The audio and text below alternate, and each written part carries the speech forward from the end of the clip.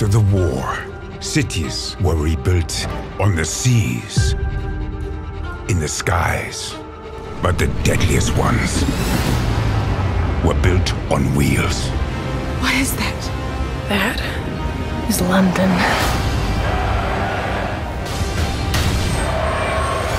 This movie is really exciting. It's really hard to imagine a movie city on wheels, especially, I mean, it's easy to picture it in mind, but it's hard to make it physically established. Can you talk about the creating process? Well, I think one of the things that was difficult in this film, I mean, the visual effects is not hard to do in the sense that you know, we have a big team of computer technicians who can do CGI, but what was difficult was the sheer scale and the physics involved with it. So we had to make sure that when we had shots of the traction cities rolling along, that you can just tell from the shot that this thing's about 7 miles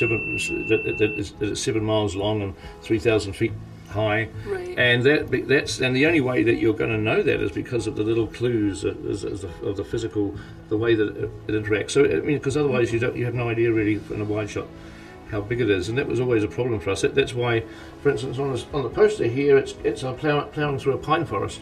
Because a pine tree, we all know how big a tree is, and so it was just, you know, that's the sort of thing that we have to think about. Gives you a sense of scale. It's always, you know, because that was hard to do, and how fast it moves, and how shake and vibration there is, and you know, all the physics. We had to think about things that I never thought I'd be thinking about in my life, actually. After the Lord of the Rings, there are a lot of like fantasy projects comes to you guys, but you reject them all. Why Mortal Engine? Well, I mean, I've never been offered any fantasy projects. I think people realise that we actually just do our own projects. You know, well, we decide what we're going to do. We never, I haven't been asked to do one fantasy project by anybody. Not that I want anyone to. Don't send me any scripts.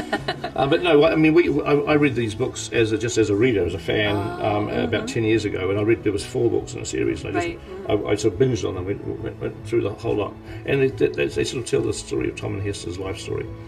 And I just loved the books. I loved the books, and I thought, wow, they'd make incredible films, and then inquired whether the film rights were available. So we never really get offered stuff sent to us. It's always us discovering good books or discovering things that we are interested in, you know, which is the way that we've always worked. It's and it's always unpredictable because, like, I mean, I haven't got a clue what we're going to do next or what's happening next year or the year after. There's no plan. It's just you just plans? No. It's you just mentioned that there are 4 books. So but that's only going to happen if this film's successful. It's only going to be a second film if this is successful, which we don't know yet. So we're not.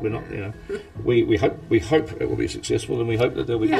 You will have. No. We hope that we can do them, but that's we're not going to template. I think it does. I think it's this. If this film finds its audience, I think it deserves to keep. Oh, the story is fantastic. I mean, this is the first chapter in a Philip Reeve has written 4 books that are the most amazing, surprising, twisty, turny kind of. There's so much unexpected stuff happens, and so look, if we are lucky enough to make the other ones, I would be thrilled. Do you think this project is even difficult than Lord of the Rings in some ways? Well, every film is difficult. Every film is not. I don't think there's. Well, you know, there's no such thing as an easy film, and so everything is just hard. It's hard. There's never anything easy. So I never know whether one thing's more harder than another. Not when you're in it. No. It's a series of problems that you're solving all the time, and you know, right from the very beginning of how do you adapt the book, and how do you write the script, and how do you write to the characters, you know, how do you cast it. Everything is a problem that needs a solution, and that's but that's actually the reason why we do it, because it's fun. It's actually you know it's when you come up with those solutions that you feel you know that's actually it's enjoyable. It's you know you feel a sense of achievement. You know, I'm very curious. Did you guys take anything as a reference when making the movies and making the script? Because first of all, when I thought about a movie city, I thought about the animation, Japanese animation. It's called Howl's Moving Castle. Yes, Did you take anything for reference? Well, not really. I mean, Howl's Moving Castle is a fantastic film, but it's a walking castle, and well, this all of this came from Philip Reeve's books really, and we followed his descriptions. I mean, he describes London in quite a specific way about the tiers and how and everything else. So we really were just focusing on trying to bring his world to life. But certainly that those Howl's Moving Castle is definitely it's a great movie. I think it would get eaten by London in a second though. Howl's Moving would be running around. London would just and it would consume it very quickly. So it would be Howl's Not Moving Castle. Howl's being digested castle.